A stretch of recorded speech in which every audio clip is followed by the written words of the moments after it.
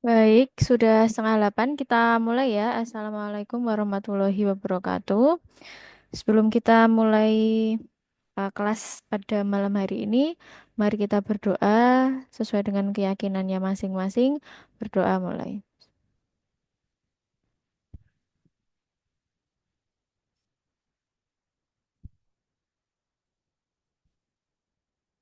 Berdoa selesai. Baik, hari ini kita akan belajar tentang structure dalam TOEFL ITP ya.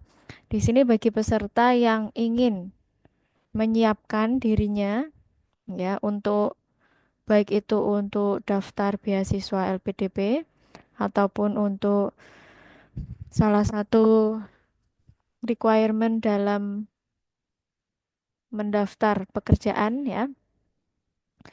Jadi TOEFL ITP itu ini saya anggap masih awal ya. Ada yang sudah punya skor prediksi TOEFL biasa atau TOEFL ITP, silakan boleh di chat Zoom berapa skornya supaya saya bisa mengajar sesuai dengan starting point kalian. Apakah sudah ada yang punya? Bisa ditaruh di chat skornya berapa?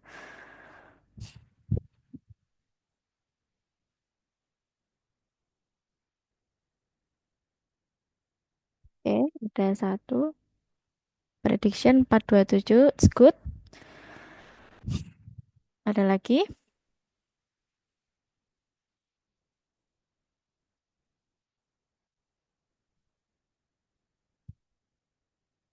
Kemarin ada ketika batch satu ya, ada siswa saya dengan awalnya skornya tuh 350.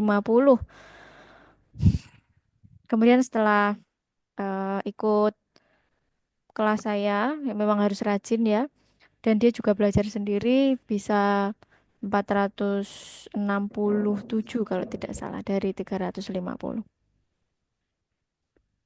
540 prediction. Ada yang ITP? Bagus, 540 sudah bagus. Kalau yang prediction ditulis ya, predictionnya berapa, kemudian ITP berapa. Silahkan di chat.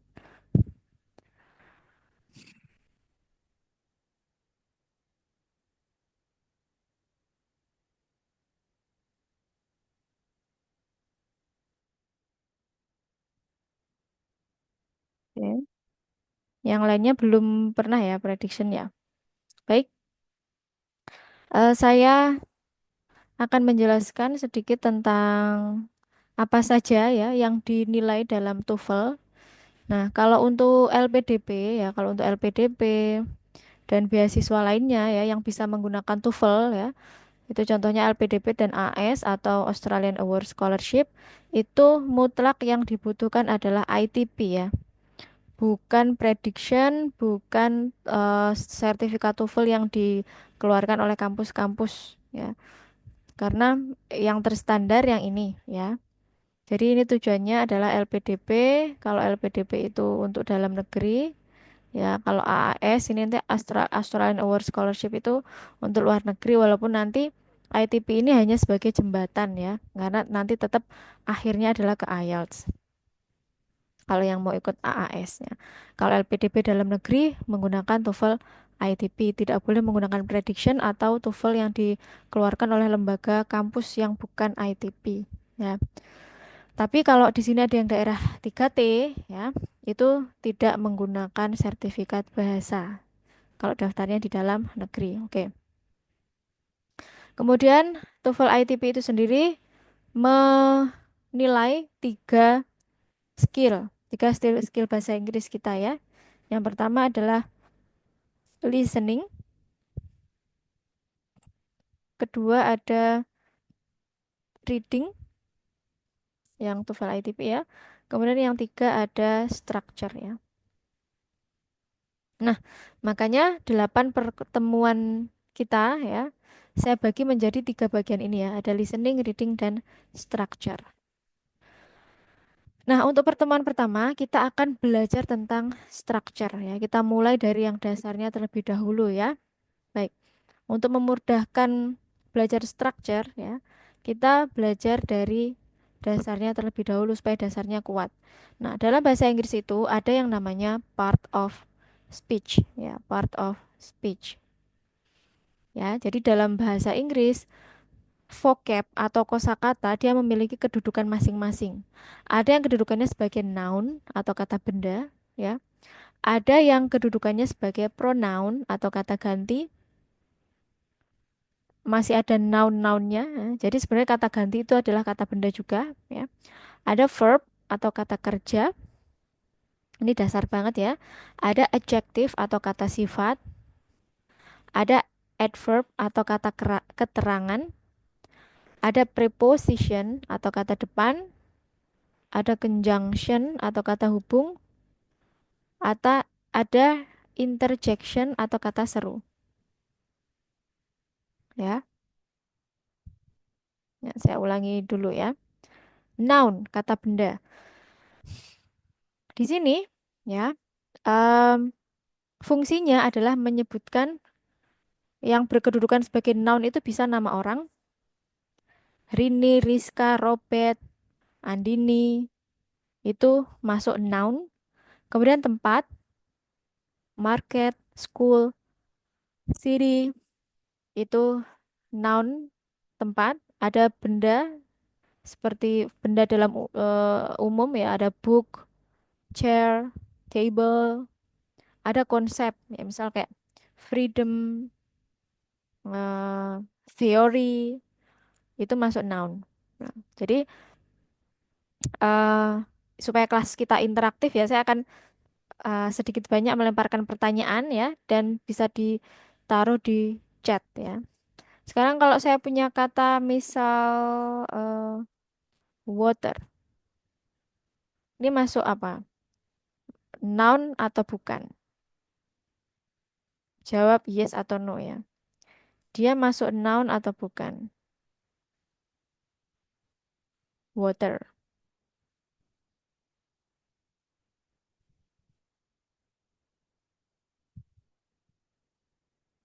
Yes, oke, betul ya. Oke. Kemudian di sini ada noun lagi nggak ya?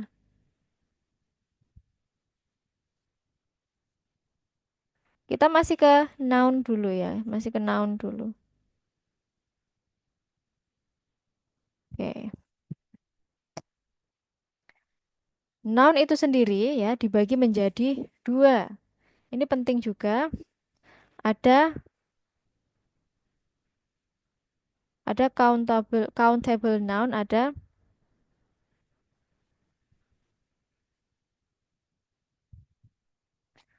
uncountable noun ya.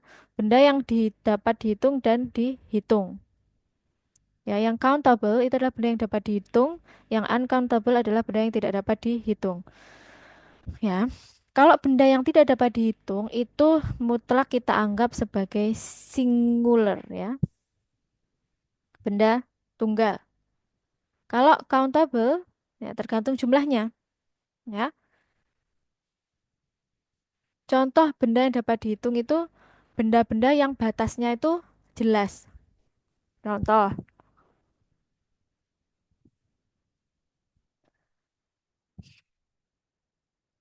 buku ya, dapat dihitung.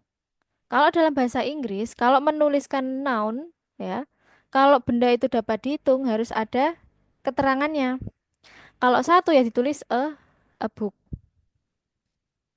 Kalau dua ya berarti ditulis two books gini ya.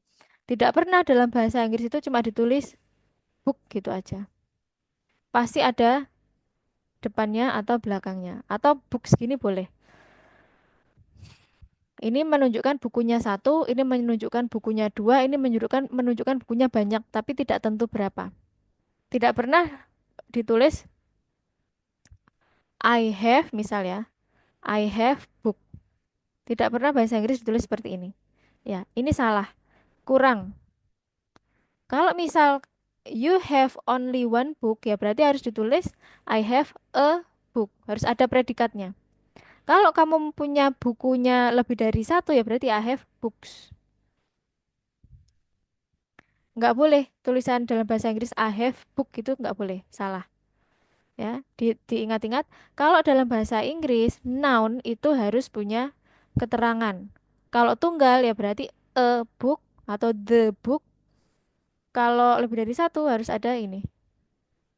Nah, S-nya di belakang. Itu untuk countable atau benda-benda yang dapat dihitung. Nah, kalau benda-benda yang tidak dapat dihitung seperti tadi, water, air, udara. Intinya yang benda-benda itu yang nggak bisa kita hitung satu persatu, kita ambil satu persatu. Caranya ngapalin gitu. Walaupun ada beberapa yang kita harus menghafal, ya. Kemudian water, air, apalagi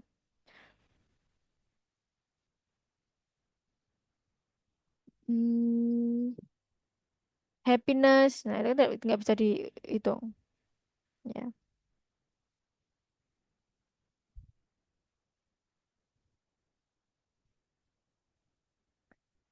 Rice, ya.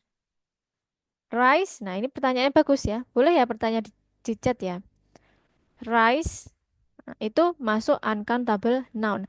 Tapi ini semua bisa masuk countable noun kalau kita kuantifikasi. Kita beri batas. Misal, a bowl of rice. Satu mangkok nasi. Berarti is ya. Karena ini tunggal. Supaya bisa jadi jamak berarti two. Ya misal, two bowls of rice. Nah, ini jadi jamak ya. Jadi ini misal jadi a bottle of water itu jadinya terkuantifikasi ya. Jadinya countable noun. Ya, jadi harus diingat-ingat ya. Ini memang dalam belajar bahasa mau nggak mau kita harus ada part untuk memorize, menghafal ya. Oke, itu noun ya. Dalam bahasa Inggris ada part of speech yaitu noun dan noun dibagi menjadi dua, countable dan uncountable noun. Oke. Yang kedua, part of speech-nya adalah pronoun atau kata ganti. Ya, kata ganti benda untuk menghindari pengulangan. Jadi saya pakai I, you, he, she, they. Nah, pronoun adalah kata ganti. Di sini saya punya tabel pronoun. Nah, ini sangat dasar ya. Nah, I. Yang ini semua tabel pronoun ya, yang ini. Nah, kalau artinya saya ya, saya. Kalau kedudukannya sebagai subjek, I. Kalau objek, me. Kalau possessive adjective, my. Kalau possessive pronoun, mine. Kalau reflective pronoun, myself. Itu ya. Jadi kedudukan pronoun itu berubah-ubah. Bentuk pronoun itu berubah-ubah sesuai dengan kedudukannya. Apakah dia sebagai subjek, apakah sebagai objek, apakah sebagai possessive adjective atau possessive pronoun atau reflective pronoun, ya. Misal eh, saya makan saya membaca buku ya. Saya itu kan sebagai subjek, makanya saya di sini pakai yang I gitu kan ya. Saya memakan nasi, berarti saya membaca buku. I read the book. Kalau adik mencubit saya, adik misal my sister,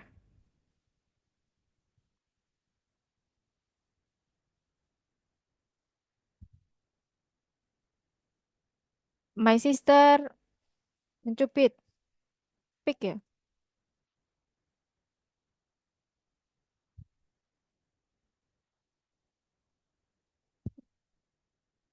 My sister mencubit saya. Pinch atau nip. Pinch. Karena my sister, ini ada S-nya, ada tambahan S-nya. Nanti saya jelaskan kenapa ada tambahan S-nya. My sister pinch mencubit saya. Pinch I apa pinch me? Ayo, pinch my sister pinch apa? Apa pinch my, apa pinch mine, apa pinch myself? Adikku mencubitku. Nah, pinch me ya. Oke. Pinch me, mencubit saya. Nah, sekarang kalau mencubit pipi saya. Nah, pipi itu cheek ya. Berarti titik-titik cheek. Nah, mana ini? I, me, my, mine, myself. My, ya betul ya. My. Ya. Jadi first person atau saya harus bisa dibedakan. Nah, mine. Nah, kalau my ya kita menggunakan my kalau diikuti oleh bendanya. Tapi kalau tidak diikuti langsung bendanya, directly di belakangnya menggunakan mine. Ya,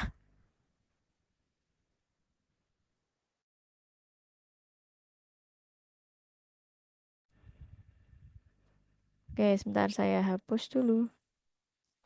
Nah, penggunaan kata mine. Nah, oke, ada yang mau memberikan contoh di chat? Kapan kita menggunakan kata mine? Silakan. Ini adalah structure sederhana dulu sebelum kita ke structure TOEFL yang lebih kompleks. Ya, karena yang kompleks itu dibangun dari yang basicnya dulu. Kalau basicnya kuat ya nanti akan mudah ke yang lebih kompleks. Silakan membuat kalimat dengan kata mine. Oke, ada yang masuk? Hmm. Kalau tadi kan pakai my kalau diikuti dengan kata benda. My car, my chick, my book. Kalau mine,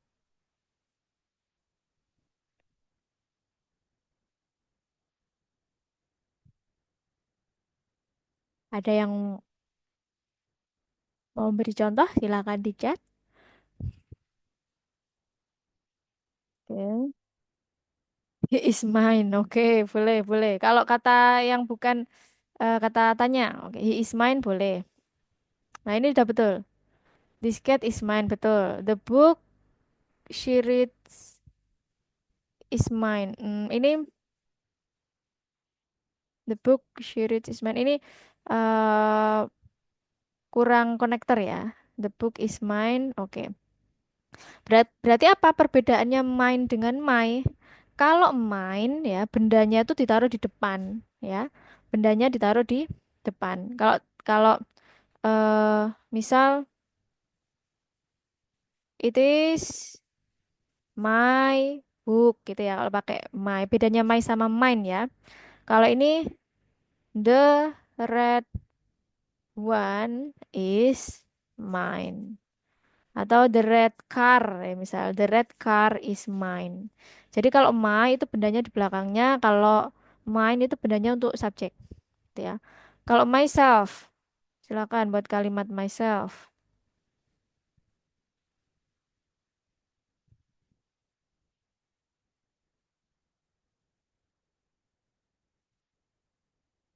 Besok kita structure lagi ya, ke mulai ke langsung ke soal TOEFL-nya. Kalau ini saya mau membangun basicnya dulu. Myself, I love myself, ya, diriku sendiri ya artinya. Oke, sudah bisa ya menggunakan myself, betul? Betul semua. Great. Terus mana penghapus saya kok hilang? Sebentar. Baik di sini. Oke. Nah, Penggunaannya sama, ke bawah sama ya. Ke bawah sama. Itu tadi saya, kalau you jadinya you subjek dan objek itu sama. Ya, ini tinggal dihafalkan. Your, yours, yourself. Ya, kemudian he, him, his, she, her, her. Jadi antara objek dan posesif adjektif itu sama untuk untuk she ya. Nah, ini pelajari sendiri ya caranya belajar mandiri seperti saya tadi mulai membuat kalimat dari kata-kata pronoun ini. Nah, oke, kita ke atas lagi. Nah, kita tadi sudah dapat dua ya, sudah dapat dua yaitu noun kata benda dan pronoun atau kata ganti. Sekarang yang part of speech yang gede juga yaitu adalah verb. Penting sekali ini verb. Dan bahkan saya dulu pertama kali belajar TOEFL itu menyengaja menghafalkan verb dari A sampai Z. Tapi ya nggak banyak sih. Pokoknya kan tinggal download aja kan ya di internet itu verb A sampai Z itu berusaha saya hafalkan. Karena kalau kita sudah paham verb itu konteks-konteks bahasa Inggris itu misal ada yang nggak paham kita sudah ada konteks dan bisa menyambungkan artinya. Verb atau kata kerja ya. Oke, dari noun sama pronoun ada yang ditanyakan sebelum saya ke kata kerja?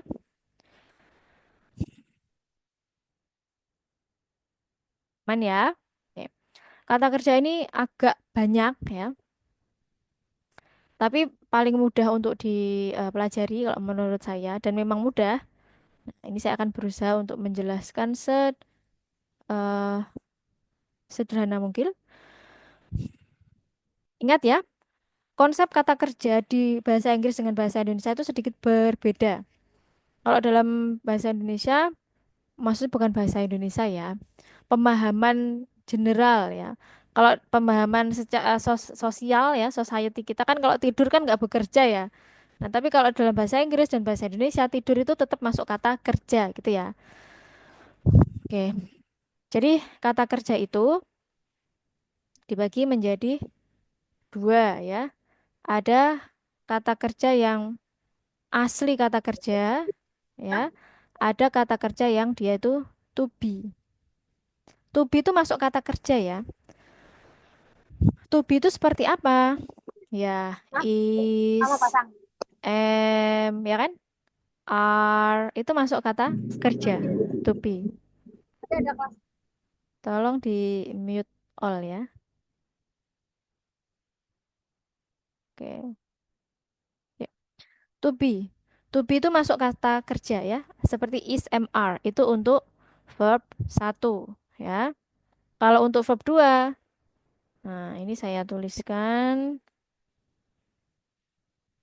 Ya, untuk base dulu ya. Untuk verb base itu bisa write ya. Ada walk. Nah, itu verb. Kemudian ada see, deliver. Nah, itu to be itu is, am, are, bla bla bla. Nah, tapi ini semua tadi bentuk ke satu ya. Pokok ini yang perlu diketahui adalah verb itu ada dua ya, seperti verb dasar dan to be. Nah, verb itu dibagi menjadi tiga lagi, yaitu eh, empat sebenarnya. Verb base, ya, kata kerja dasar, verb satu, verb 2, dan verb 3. Ya. Contoh verb base atau kata kerja dasar dari eh menulis, write. Nah, verb satunya bisa write, bisa writes. Nah, gitu ya. Kemudian verb 2-nya wrote, ya kan? Kemudian verb 3-nya written, gitu ya. Nah, ini dasar dari structure. Write itu verb base-nya, verb satunya bisa write, bisa writes, tergantung subjeknya menggunakan apa. Kemudian verb 2-nya ada wrote, Verb tiganya ada written.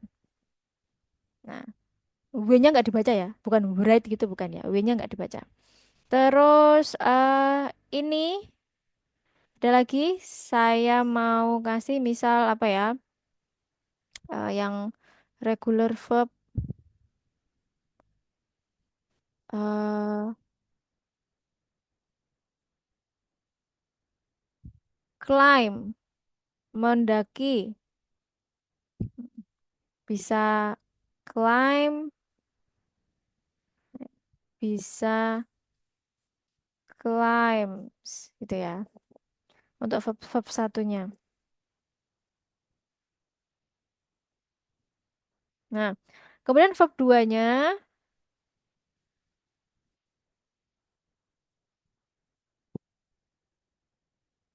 sebentar,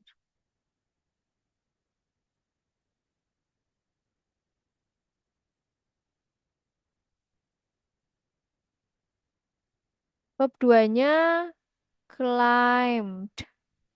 Nah, verb tiganya juga sama. Gini ya. Nah, ini. Oke, saya punya dua contoh kan tadi. Write, write, wrote, written. Climb, climbs, climbed, climbed. Yang nomor satu ini namanya irregular verb. Yang nomor dua namanya regular verb. Irregular verb itu perubahan ya, perubahan antara verb satu, verb 2 dan verb 3 itu tidak ada polanya. The only way to understand them, just memorize it, ya. Salah satu-satunya cara adalah hanya menghafalkannya. Yang nomor satu tadi irregular verb. Yang nomor dua itu regular verb. Ngapalinnya gampang, tinggal ditambahi id di belakang katanya, ya. Nah, sekarang sekarang coba eh, buat temukan ya, temukan satu verb yang irregular di kolom chat. Verb base, verb satu, verb 2, verb 3. Silakan supaya interaktif. Nah, cara cara belajarnya gimana? Kalau kalau irregular ya mau nggak mau harus dihafal. Kalau reguler enggak, tinggal ditambah id aja.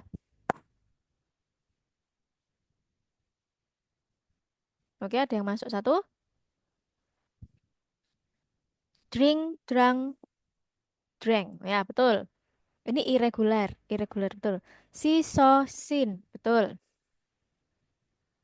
Read, ya betul. Read ini juga irregular, dia nggak berubah. Ini nggak ada rumusnya, oke. Sudah paham ya yang ini, oke. Ini saya benar-benar mulai dari basic dulu ya. Oke, kemudian kalau untuk perubahan to be, silakan di kolom chat. Perubahan to be dari, kalau to be verb satu, verb 2, verb 3-nya. Gimana? Tadi kan base-nya sudah.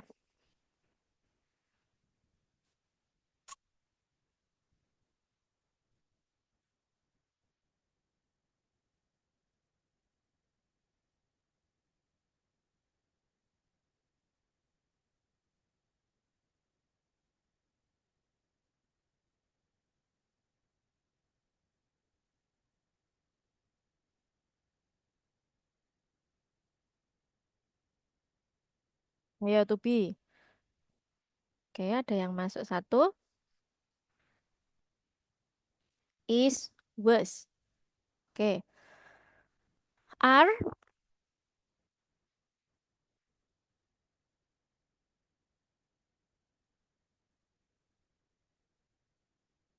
are, were. Oke. Bab tiganya, M apa M?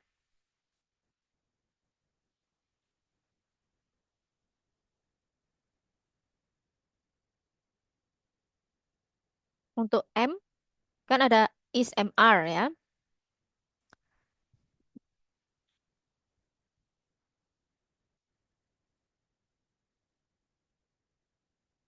Saya sambil ngopi nih. Oke, apa ini? am was. Oke, betul ya. Jadi untuk, oh ya, ada satu lagi yang masuk. Am was. Oke, thank you. Berarti ini is, am, are ya. Ini bentuk satunya.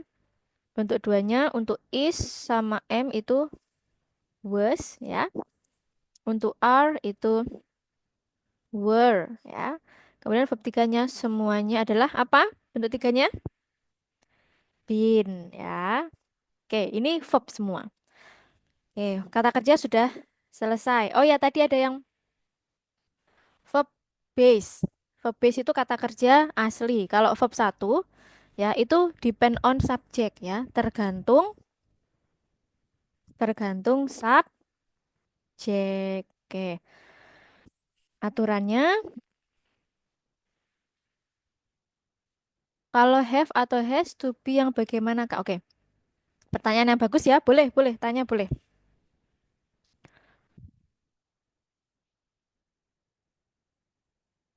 Boleh bertanya.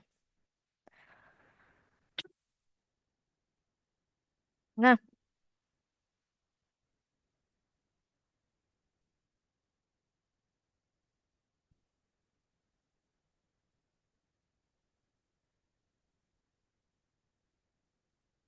jadi untuk have sama has saya jelaskan habis ini ya karena itu lebih kompleks daripada ini. Oke. Eh untuk verb penggunaan verb satu ya itu tergantung subjek ya. Contoh, he, she, it. Nah, itu verbnya harus ditambahi s atau es ya. Kalau I, you, we, they itu pakai verb base ya, biasa ya. Kemudian I, you, we, they terus jamak ya apa ya? Aku saya ngomongnya di sini nulisnya we kan masuk jamak ya, berarti lebih dari satu ya. Itu pakai verb base. Contoh ya, silakan. Silakan buat contoh ini satu di kolom chat, yang ini satu. Nah, habis itu kalau ini sudah selesai saya jelaskan has, have. Nah, pertanyaannya menarik ya. Silakan. Oh ya, misal ini kata kerja ya. Ini kata kerjanya pergi. Ya, pergi. Buat satu di sini, buat satu di sini. Pergi. Nah, silahkan. Dibedakan subjeknya.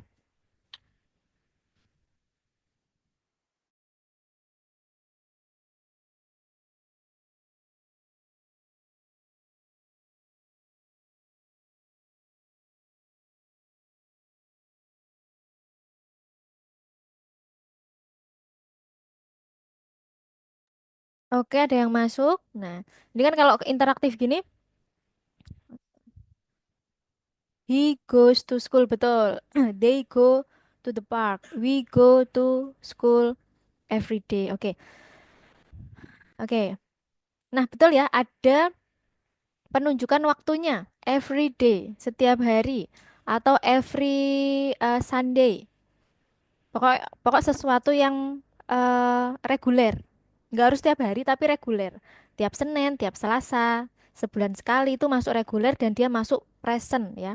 Simple present. Jadi kalau eh, belajar grammar itu seperti ini aja, nggak usah langsung dihafalin 16. Nah, ini kita sudah dapat satu ya, simple present tense. Ya, ada penunjukan waktu misal every day. Itu simple present. Sesuatu yang habitual action atau kebenaran yang mutlak kayak matahari terbit dari timur. Nah, itu pakai simple present. Seperti ini ya, betul ya. He bukan go ya. He go to school. Salah ya. He goes. Ya, ada tambahan s atau es-nya. He goes to school every Monday to Friday. Ya, ada penunjukan waktunya every Monday to Friday. Nah, kapan Bu pakai S atau ES? Ini dihafalin lagi, nggak ada rumusnya ya. Ya. Kalau go tambahannya ES, bukan S aja jadi goes gitu bukan ya. Bacanya goes. Nah, kalau kita pakai we, nah, we itu bisa misal Rizka dan Rani ya misalnya. Rizka dan Rani. Nah, ini kan dia mewakili pronoun we. Nah, kita tadi kembali ke pronoun tadi. Mewakili we berarti pakai verb base ya. Rizka and Rani go to school every Monday to Friday. Itu ya. Go sama goes. Penggunaannya sudah seperti itu ya. Paham ya? Oke, ini saya hapus dulu. Kita beralih ke has, have.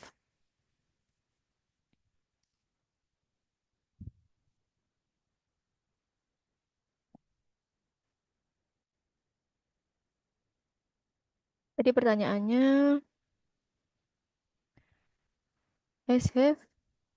Kalau has, have, to be yang bagaimana Pak? Oke.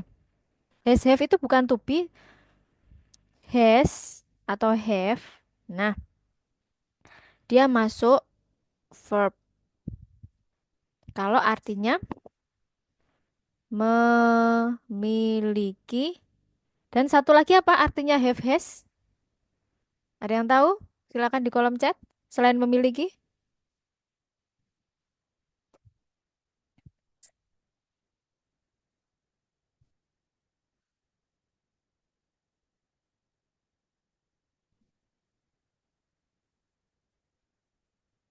Hmm, pasif? Bukan. Telah ya artinya ya. Has, have, selain memiliki artinya telah. Ya. Oke. Pertama, has atau have yang artinya memiliki ya. Itu ini verb satunya ya. Verb 2 dan verb tiganya sama yaitu apa? Had. Nah, kemudian has, have yang artinya telah ya. Ini kan verb satu ya. Verb 2, verb tiganya sama had tapi harus plus verb 3. Nah, has, have yang telah di sini dia itu tidak bisa berdiri sendiri kalau telah ya. Kalau telah dia harus sama bersama dengan verb 3. Jadi sudah rumus ya. Have, has yang berdiri sendiri itu artinya memiliki, tidak perlu ada verb 3. Tapi kalau have, has yang artinya telah itu harus diikuti dengan verb 3 ya. Oke. Sekarang penggunaan have, has. Pertanyaannya, pertanyaan sekarang adalah silakan dijawab di kolom chat. Subjek apa? Nah, ya, itu tulisannya. Subjek apa yang menggunakan has dan subjek apa yang menggunakan have? Silakan di kolom chat. Saya ulangi lagi ya. Has, have artinya memiliki dan telah. Kalau nggak memiliki ya telah.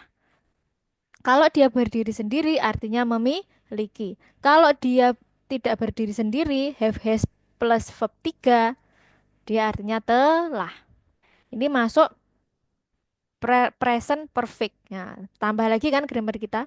Tadi kita sudah dapat simple present, sekarang kita dapat present perfect. Silakan, ini pertanyaan di kolom chat. Subjek untuk has apa? Subjek untuk have apa?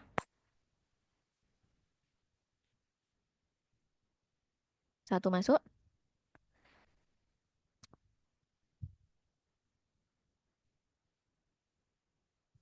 He, oke, betul. He, she, it, has, I, you, we, they, have. Ah, oke, betul. Nah, ini ya. Jadi, eh, penggunaan has itu ada dua arti ya. Yang pertama, has, have artinya memiliki.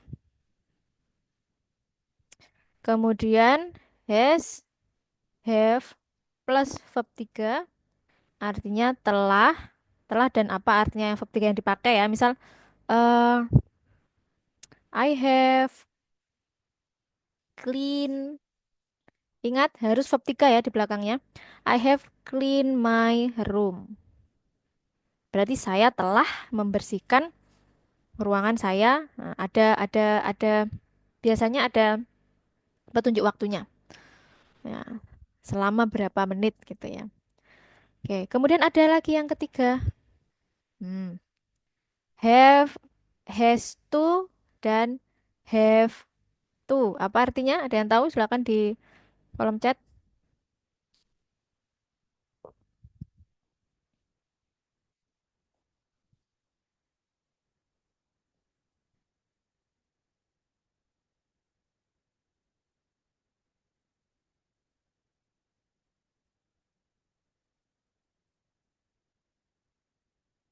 Harus ya, betul. Kamu harus belajar sungguh-sungguh untuk mencapai skor TOEFL yang tinggi. Berarti apa? You have to study hard in order to achieve high score in TOEFL. Nah, seperti itu. You have to. Kalau she berarti she has to. Ya, harus ya artinya. Oke, apakah sudah paham tadi yang bertanya have has? Bentuk dua tiganya sama yaitu had. Dan yang perlu dipastikan setelah have has itu harus verb 3. Ya. Oke, verb sudah aman ya, verb ya, kata kerja ya. Oke, sekarang ini sudah saya rekam kok nanti bisa diputar-putar. Adjective, kata sifat ya. Kata yang menjelaskan sifat atau menjelaskan benda. Contoh kata sifat bisa ditaruh di chat. Hmm, sudah ada deh di sini beautiful, smart, big, old itu kata sifat ya. Ingat, dalam bahasa Inggris itu kebalikan dengan bahasa Indonesia di mana dijelaskan dulu kata sifatnya baru kata bendanya ya. Biasanya kan bahasa Indonesia kan bendanya dulu baru dijelaskan sifatnya ya. Misal seorang gadis cantik ya, cantik. Seorang kan ya. Gadis cantik ini cantiknya dulu. Berarti beautiful baru gadisnya. Girl. Nah, gitu ya. Itu adjektif kata sifat. Nah, kata sifat itu ada banyak ya. Bisa di cara belajar mandirinya bisa browsing aja ya. Kata-kata adjektif, kata sifat. Terkadang menghapus saya hilang terkadang. Ya itu ya. Beautiful, smart, big, old, tall, short, apa ya namanya? Itu masuk kata sifat. Nah, kenapa sih saya kenalkan seperti ini? Karena ini nanti berhubungan dengan structure TOEFL ITP, di mana kita harus mengidentifikasi mana noun, mana verb, gitu ya. Ada yang ditanyakan? Kalau beautifully jadinya kata sifat juga bukan. Nah, pertanyaannya bagus ya. Jadi di sini ada perpindahan kata juga. Ada beautiful, ada beautifully. Nah, kalau beautiful itu masuk adjektif ini ya, adjektif, ya tuh aku nulis. Apa itu papa? Kalau beautiful itu masuk adjektif ya, sebentar. Adjektif. Kalau beautiful itu masuk adverb. Ini yang kelima atau kata keterangan. Ya, kata keterangan itu ya menjelaskan kata kerja atau kata sifat atau kata keterangan yang lainnya ya. Jadi ada perpindahan seperti quick ya. Quick. Quick masuk adjektif. Tapi kalau ditambah ly gitu, aku nulis ya. Quickly itu masuk ad adverb. Nah, ini termasuk yang Yang mudah dihafalkan. Beautiful, beautifully. Quick, quickly. Ada yang nggak apa namanya? Nggak terstruktur seperti ini. Kalau ini kan tinggal ditambah ly ya. Ada yang memang harus dihafal. Gitu ya. Perbedaan adjektif dan adverb. Yang paling mencolok adalah apa perbedaannya? Adjektif itu tugas utamanya ya hanya menjelaskan adjektif itu sendiri dan noun ya. Sedangkan adverb tugas dia adalah menjelaskan verb ya yang tadi nomor 2, nomor 3 tadi, menjelaskan verb atau kata kerja, kata sifat dan keterangan lain. Nggak usah dipikirin keterangan lain ini nggak usah wis. Ya. Jadi kalau kita ambil secara khusus, ini kan adjektif sama-sama bisa menjelaskan sifat, adverb sama-sama bisa menjelaskan sifat. Secara umum untuk memudahkan kita, adjektif itu menjelaskan benda, sedangkan adverb itu menjelaskan kata kerja. Nah, ini saya bahas dua-duanya supaya kita tahu irisannya, ya. Kapan penggunaannya? Nah, ini sudah ada dua contoh, beautiful, beautifully, quick, quickly. Oke. Em, Coba kalian buat dua dua kalimat ya dengan kata yang ini, beautiful dan beautifully. Silakan. Beautiful untuk menjelaskan noun, beautifully untuk menjelaskan verb. Ayo silakan buat kalimatnya. Intinya ya caranya menghafalkan itu, adjektif menjelaskan noun, adverb menjelaskan verb gitu. Kan mirip ya, adverb verb. Adverb menjelaskan verb atau kata kerja. Ini juga structure TOEFL banget ini.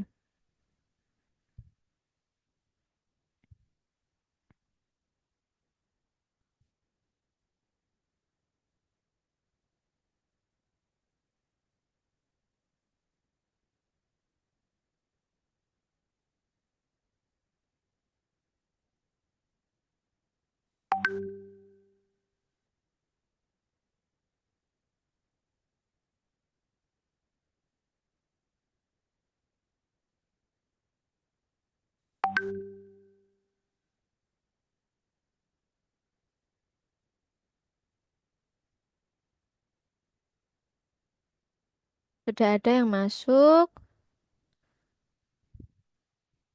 No, beautifully kata keterangan. Atau sifat itu adjektif. The beautiful girl paints mountain beautifully. Ini betul ini. She is beautiful, betul. She sings beautifully. Nah, ini betul.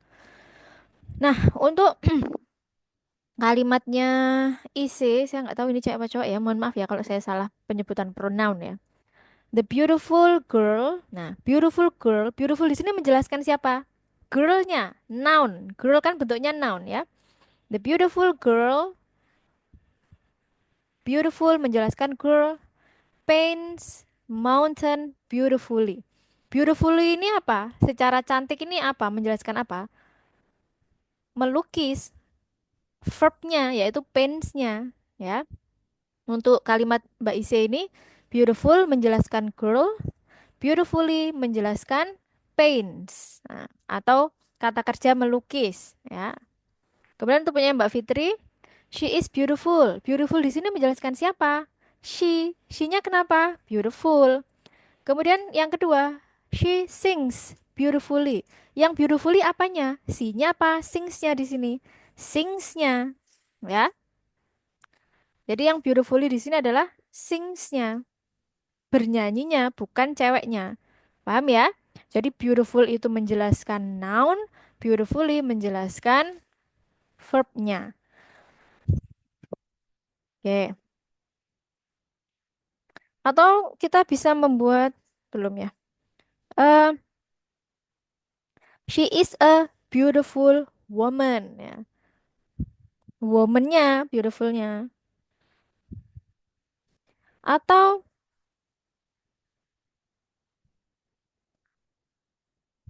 quick. Nah, coba menggunakan kalimat quick ya. Ini bisa menjelaskan langsung ya adjektif sama adverb. Quick.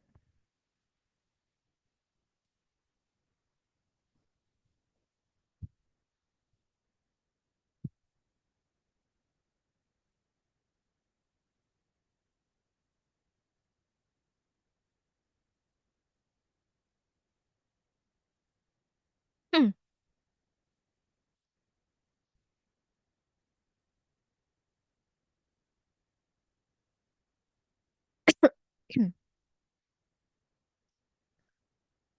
Quick and quickly.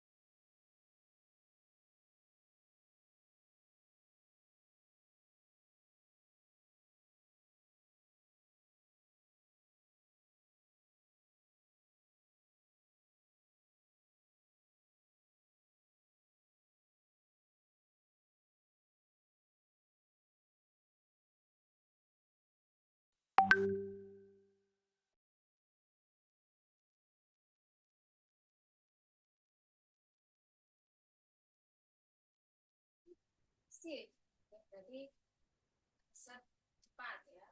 Resepnya yang cepat. He cooks quickly. Tuh. Dia memasak kalau saya itu dengan the quick lightning, oke, jadi uh, quick lightning strikes the tree quickly. Tuh, ya. The quick lightning ini petir gitu ya, petir yang cepat ya. Jadi quick di sini menjelaskan lightning strikes um, strike tree quickly. Jadi menyambar ya, menyambar pohon dengan cepat. Oke. Adjektif sama adverb sudah paham ya. Oke, sekarang kita move to the next part of speech, yaitu preposition. Preposition.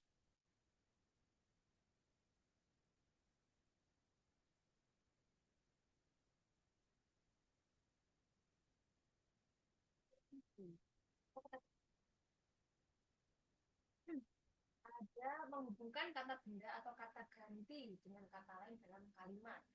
Ada in di dalam, ada on di atas, ada at, ada between, ada across, ada behind, ada beside gitu ya. Preposition. Ini sangat mudah ya, tinggal penggunaannya dipelajari ya. On itu di atas, in itu di dalam, at itu kalau menunjukkan sesuatu yang lebih spesifik, between di antara, among, antara between sama among itu kan sama-sama di antara ya, tapi penggunaannya beda. Kalau between itu biasanya di antara dua, kalau among itu di antara banyak. Jadi penggunaannya bisa dipelajari sendiri ya. He answers the question quickly. Betul. Quick answers are not always correct. Betul. Apa mas?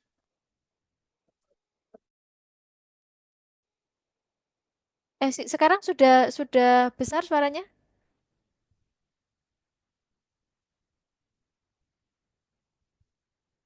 Oh ya, dari tadi berarti ya? Dari awal tadi ya? Suaranya kecil ya? Atau barusan?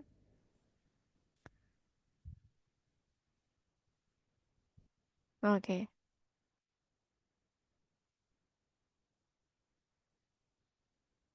Dari tadi, dari awal, enggak ada suaranya.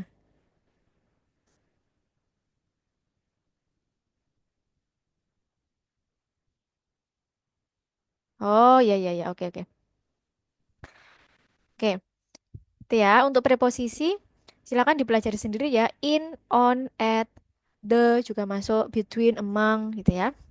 Kemudian across, in front of itu juga preposition. Kemudian ada conjunction. Yang ada di sini tuh hanya sampel ya. Nah, kalau kita belajar bahasa pasti banyak ya. Ini hanya sampel aja. Conjunction itu atau kata hubung ada, jadi menghubungkan frasa atau klausa atau menghubungkan kata. Eh, misal and. And kalau menghubungkan kata itu misal my father, bukan. Misal meet, I met ya, misal lampau I met eh Vina and Rico. Nah, and di sini menghubungkan kata ya. Kemudian kalau menghubungkan frasa gimana? Ini saya kasih contoh and ya. Kalau menghubungkan frasa misal, ya ini misal yesterday ya, yesterday karena saya met-nya pakai verb to. Kemudian I met a beautiful cat ya and a cute dog misal. Nah, and di sini menghubungkan frasa. Frasanya apa? Frase noun, yaitu a beautiful cat, a cute dog. Gitu ya. Kemudian kalau and untuk menghubungkan klausa, klausa itu kalau dalam bahasa Indonesia itu kalimat. Nah, berarti ada dua verb. Kalau ini kan verbnya cuma satu, I met, ya kan?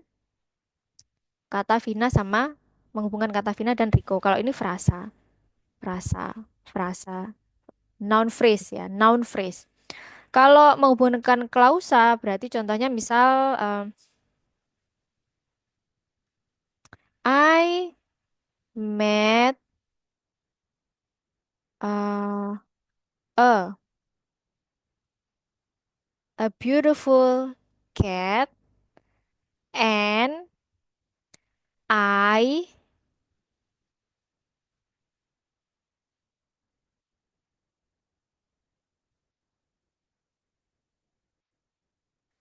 adopt him. Misal misal catnya cowok ya misal. I met a beautiful cat and I adopt him. Saya mengadopsinya yesterday misalnya, yesterday. Ini simple past tense ya, simple past tense. Jadi ini menghubungkan klausa karena apa? Ada dua verb gitu ya. Itu conjunction. Nah, conjunction tidak hanya and saja ya, ada but, ada or, ada because, ada when, ada why, ada that, ada uh, decide. Kok bisa? Ya, ada because. Ya, itu conjunction ada banyak. Oke. Next, kita ada ini nggak terlalu itu sih, nggak terlalu krusial yang nomor 8 itu kata seru ya, seperti ini. Oke, terus nah ini dalam part of speech, kita sudah selesai ya. Ini sebenarnya nomor 8 ini nggak usah ya. 7 aja. Ada 7 part of speech ya tadi. Saya ulangi, ada noun, kata benda, ada pronoun, ada verb, ada adjective, ada adverb, keterangan, ada preposition ya. Adjective tadi kata sifat yang menjelaskan noun atau kata benda.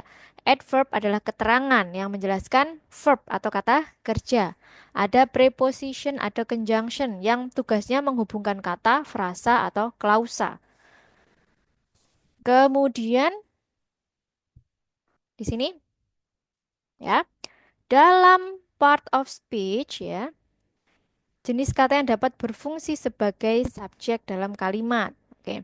Dalam subjek ya, ini penting ya, penting dalam structure IELTS lagi, TOEFL yang bisa bertindak sebagai subjek itu noun, pronoun, dan gerund. Itu bisa bertindak sebagai subjek. Noun tadi sudah jelas ya, nama orang, tempat, benda, itu noun. Misal, cats are playful. The teacher explains the lesson clearly.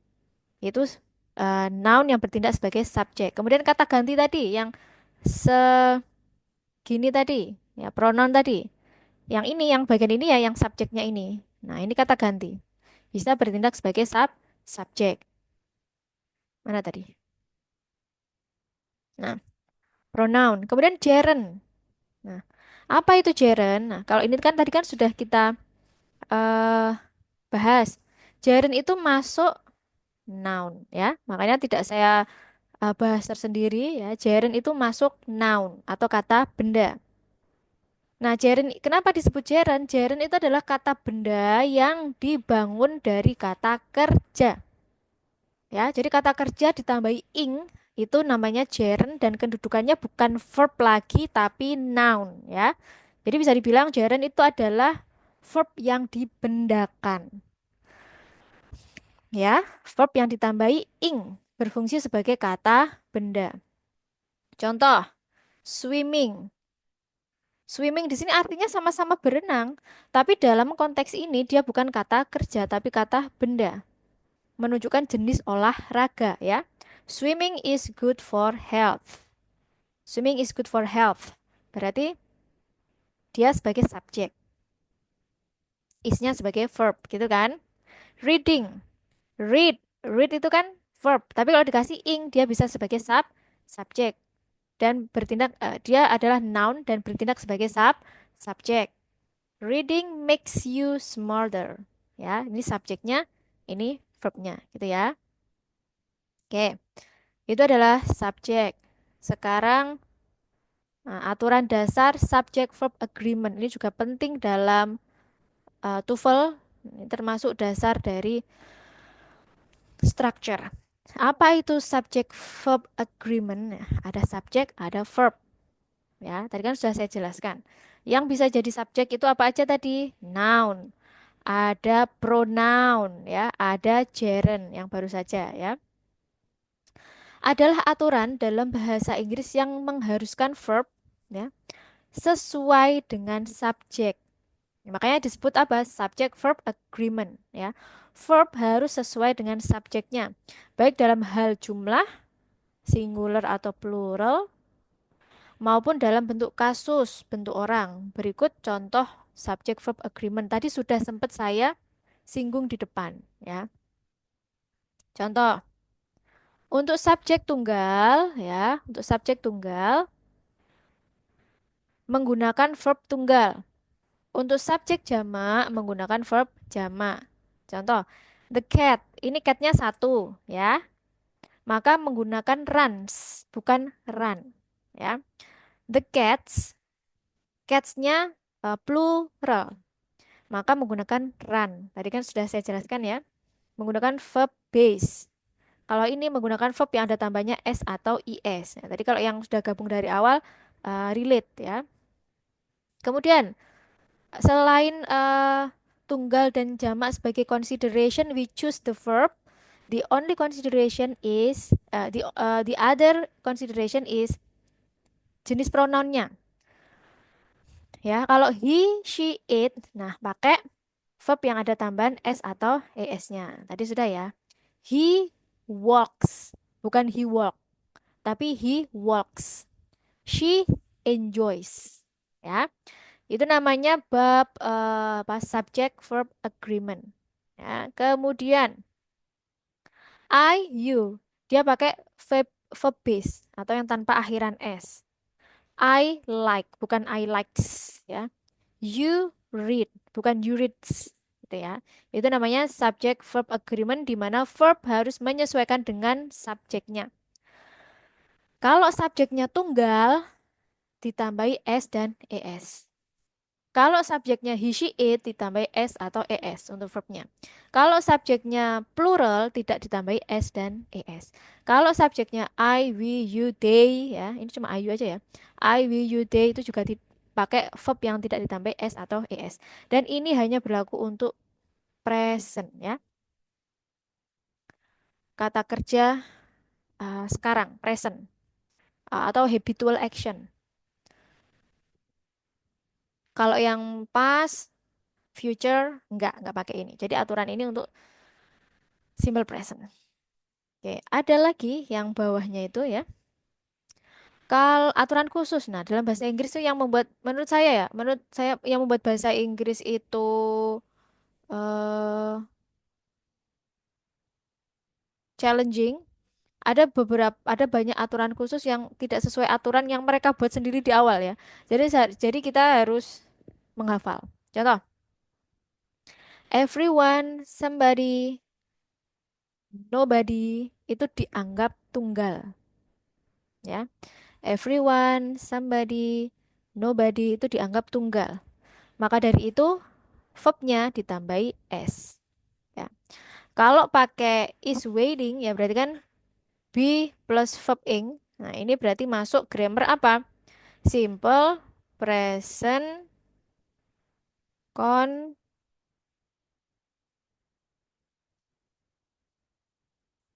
simple present continuous ya. Berarti pakai is bukan pakai are ya karena tunggal. Is itu untuk to be tunggal ya. Dihafalin everyone, somebody, nobody ada etc nih etc ini berarti ada lagi. Itu dianggap tunggal. Kemudian benda yang diikuti frasa of. Verb harus mengikuti kata benda utama ya, bukan objek dari frasa of. Contoh, a bouquet of flowers. Nah, ini ada a bouquet. Ini tunggal of flowers. Jamak. Nah, kita pakai yang mana? Ya, subjeknya. Dilihat aturannya. Mengikuti kata benda utama. Bukan yang setelah of-nya. Ya. Berarti yang mana? A bouquet. Ya.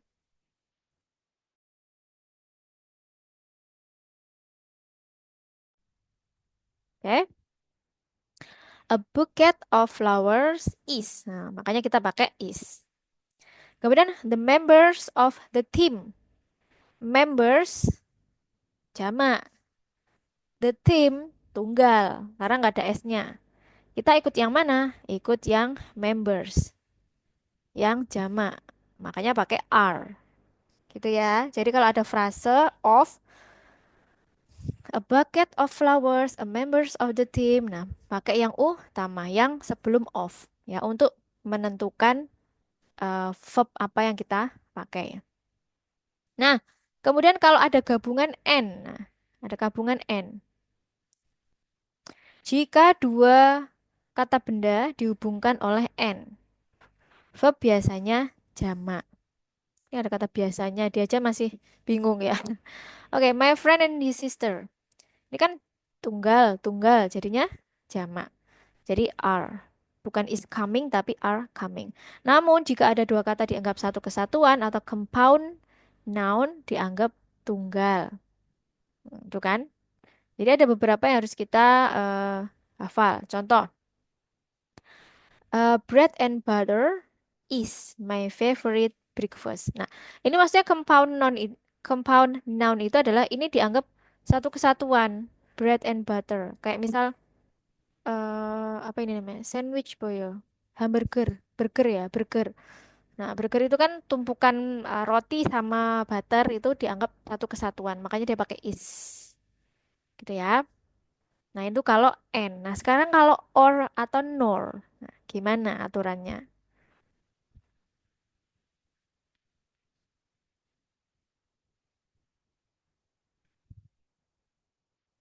Oke, sekarang kalau or atau nor. Verb mengikuti subjek yang paling dekat dengannya. Piye iki? Verb mengikuti subjek yang paling dekat, berarti yang terakhir ya, yang terakhir. Contoh, either my brother or my parents are coming. My brother satu, my parents jamak. Berarti mengikuti yang paling akhir. Berarti parents-nya gitu ya. Kemudian neither the teacher nor the student. Nah, ini kan tunggal ya, yang paling terakhir ya. Berarti menggunakan was ya.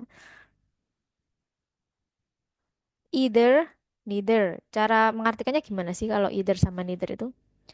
Baik saudara laki-laki atau orang tuaku akan datang, gitu ya. Intinya keduanya itu akan datang. Baik saudara laki-lakiku atau orang tuaku akan datang.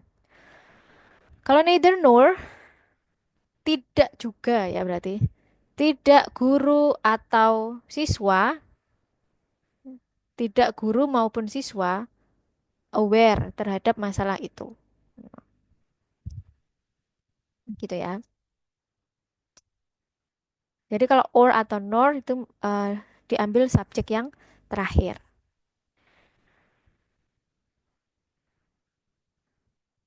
Kalau and itu dianggap jamak ya. Kemudian kalau frasa of diambil yang depan ya. Ya,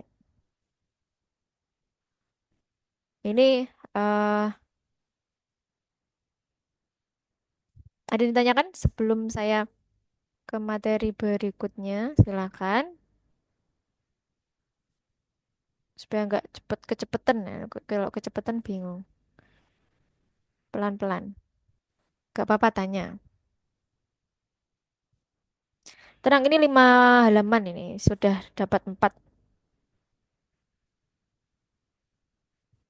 Aman?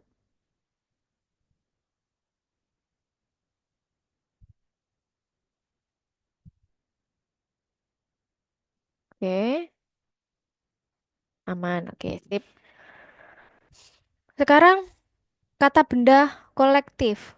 Ya, pakainya apa gitu. Ini masih materi apa tadi? Subject verb agreement ya. Masih materi subject verb agreement yaitu verb yang mengikuti subjek. Kata benda kolektif. Contoh, tim, family, audience. Ya, biasanya kadang dalam bahasa Inggris itu tidak ada kemutlakan. Beberapa. Biasanya dianggap tunggal bisa juga jamak tergantung konteks. The team is winning the game. Nah, berarti tim di sini dianggap satu kesatuan, ya. Tim A, tim B, tim C. Walaupun dalam satu tim itu ada 4 orang atau 5 orang, gitu ya. Ini dianggap tunggal. Oleh karena itu, kenapa pakai is, bukan are? Nah, kalau di sini the team are arguing among themselves. Di sini berarti menganggap tim sebagai kumpulan individu, jadi pakainya are, gitu ya. Kemudian expressions of quantity seperti a lot of, half of, some of. Ya, tadi saya eh, ini ya, a lot of. Kalau ya sesuai kata benda yang diikuti oleh frasa tersebut, a lot of, half of, some of. Ya, a lot of water. Water tadi kan uncountable noun. Ya, water adalah noun yang tidak dapat dihitung ya, uncountable noun. Sehingga a lot of water. Jadi ini mengikuti frasa benda yang diikuti oleh frasa. Berarti water tadi kalau uncountable itu dianggap single semua ya. A lot of water is. Nggak pernah ada a lot of water are gitu ya. Kalau kalau yang ini a lot of students. Students tadi masuk countable noun ya, noun yang bisa dihitung. Nah, jadi dia mengikuti aturan verb jamak ya, mengikuti aturan verb jamak. Jadi a lot of students are ya. A lot of water is. Jadi kalau ada kata a lot of, half of, some of itu justru setelah of-nya yang menjadi pertimbangan kita menentukan verb apa yang kita gunakan ya. Water, students. Tapi bedakan dengan yang tadi. eh Mana tadi ya? Frase of. Ini ya. A bucket of tadi ya. Kalau yang ini, kalau yang ini, yang awal ya. A bouquet of flowers, a members of team. Ya, ini justru yang depan yang digunakan untuk kita menentukan verbnya. Ya, a bouquet of flowers, a members of team. Ya, a bouquet berarti ini pakai single. A members berarti ini pakai jamak. Tapi kalau a lot of Some of, half of. Ini kan kata bendanya cuma satu. Kalau tadi kan kata bendanya dua. Ini kan kata bendanya cuma satu. Water atau shouldn't. Nah, jadi ini yang menjadi pertimbangan, gitu ya. Lalu gerund ya. Tadi sudah saya sebutkan ya. Gerund itu masuk tunggal ya. Contoh, swimming is fun. To to travel alone requires courage. Nah, oke. Ini tadi sudah saya jelaskan. Kemudian ini yang awal ya, materi awal ketika kita belajar bahasa Inggris ya. I gandengannya am ya. Was untuk pasnya. You are. Jangan sampai you is ya. You are, you were, he is, he was, she is, she was, it is, it was. We are, we were, they are, they were. Ini adalah pasangan uh, pronoun dan to be-nya. Oke, ada yang ditanyakan ya dari materi ini tadi? Silakan. Boleh melalui chat group, boleh langsung speak up.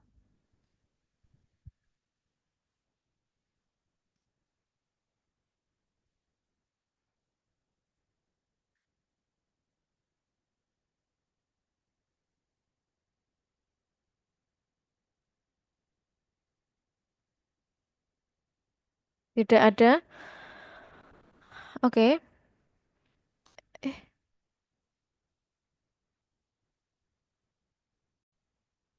oke.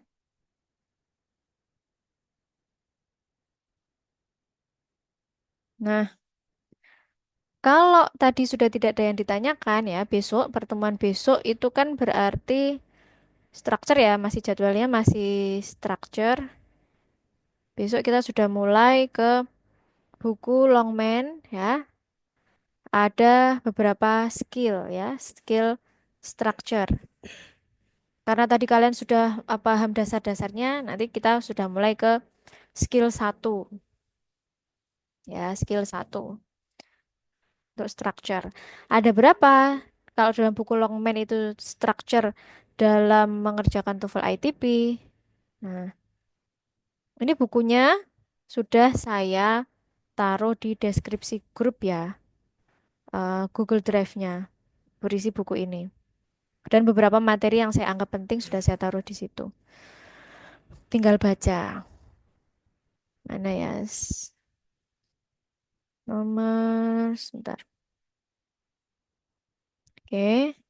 Konten dalam buku ini ya, ada listening ya. Listening berapa skill? Kita lihat satu sampai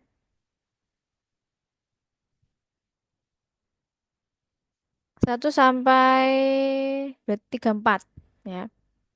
Untuk listening. Skill listening 1 sampai 34 menurut Longman. Kemudian structure ini banyak ya. Section 2 itu structure.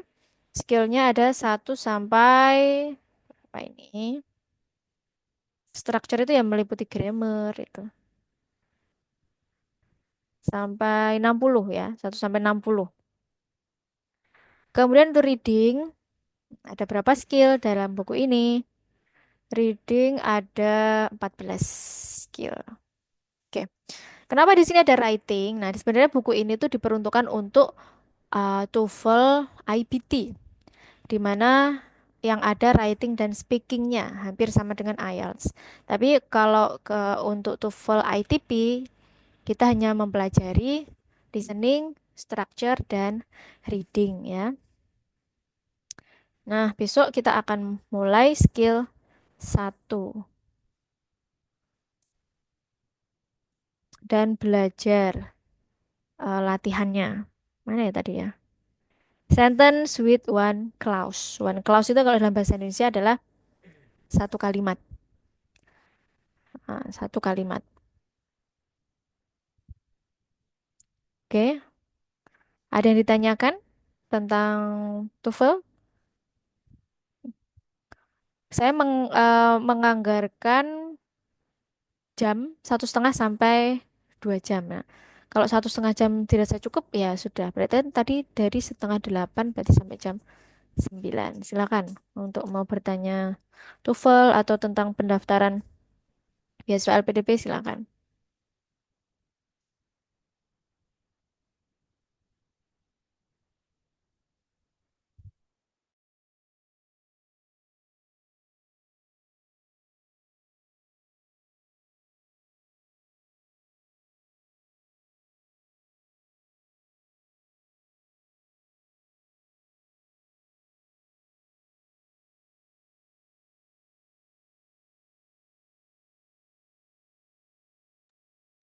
Oke, good. Ada satu pertanyaan masuk. Kalau AAS tadi minimal skor ITP-nya berapa? Oke, saya cek dulu ya. Kalau AAS dulu, eh setahu saya 500 ya. Tapi ITP ya, bukan prediction. 500. Tapi saya harus memastikan dulu untuk master berapa, untuk doktoral berapa. Ini mau AAS daftar master atau doktoral?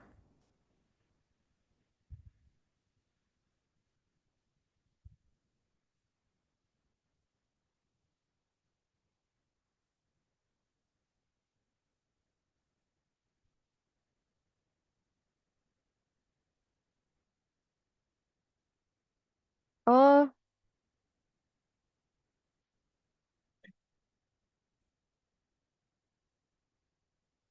jadi doktoral. Oke, AAS ya. Ini silahkan dicek ya nanti. Siapa tahu ada update. Kalau dulu ya 2024 ya.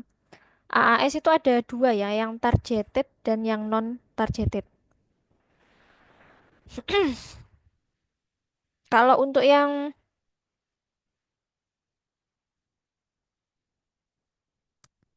kalau yang bentar ya, kalau yang targeted. Oke, kalau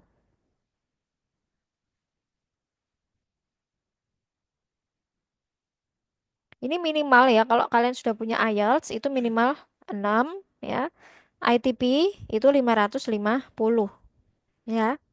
Dan yang tidak apa namanya? Tidak yang belum expired. Ini saya sambil cek. Jadi untuk daftar Australian Award Scholarship boleh menggunakan ITP. Walaupun nanti tetap akhirnya kalian harus tetap belajar IELTS karena kan kuliahnya ke luar negeri. Kalau untuk master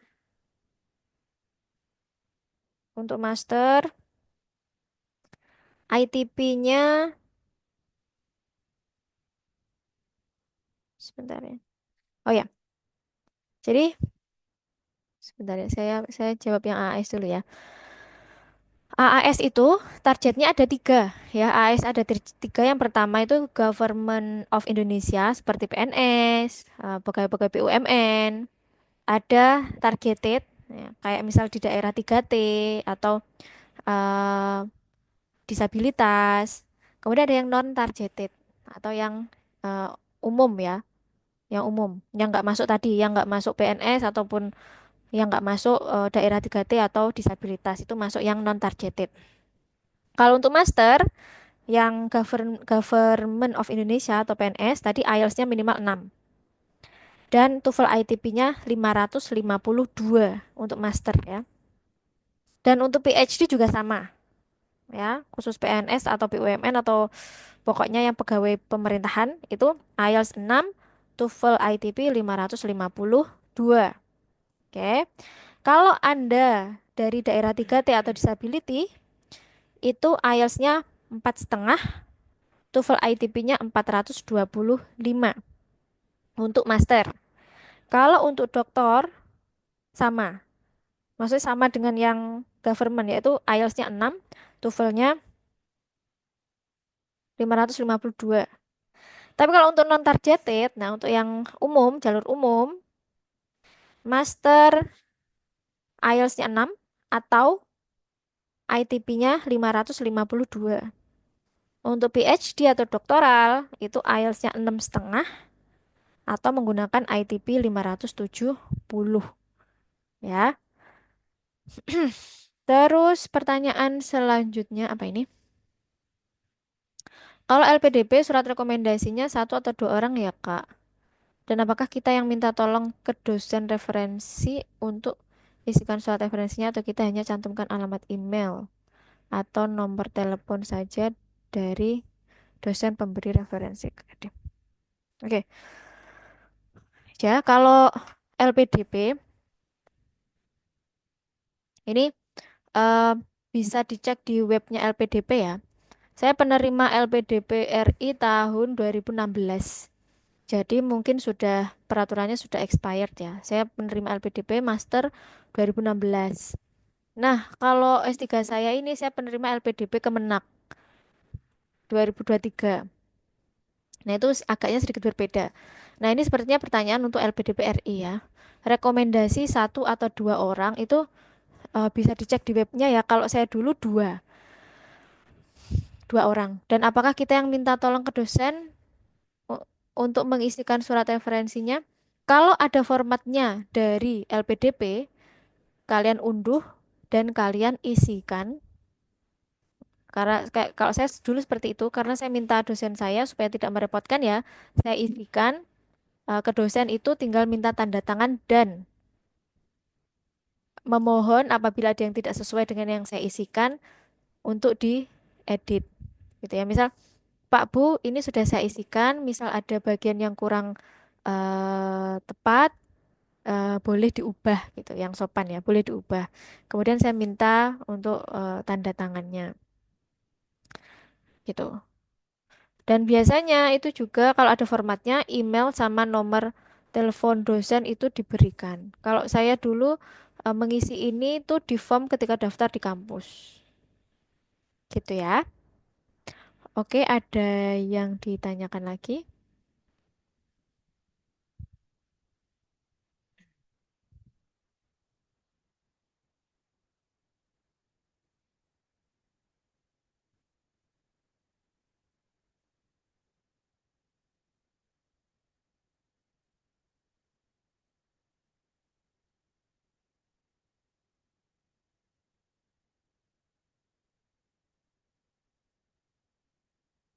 Tidak ada.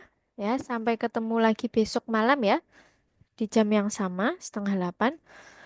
Boleh mengajak temannya juga untuk mengikuti kelas saya. Senin Selasa saya ada kelas IELTS. Rabu Kamis saya ada kelas TOEFL ya. Khusus di bulan apa ini? Januari ini. Baik, terima kasih. Kita tutup dengan hamdalah alhamdulillahirabbil alamin. Subhanakallahumma bihamdika asyhadu an la ilaha illa anta astaghfiruka wa atubu ilaik. Wassalamualaikum warahmatullahi wabarakatuh.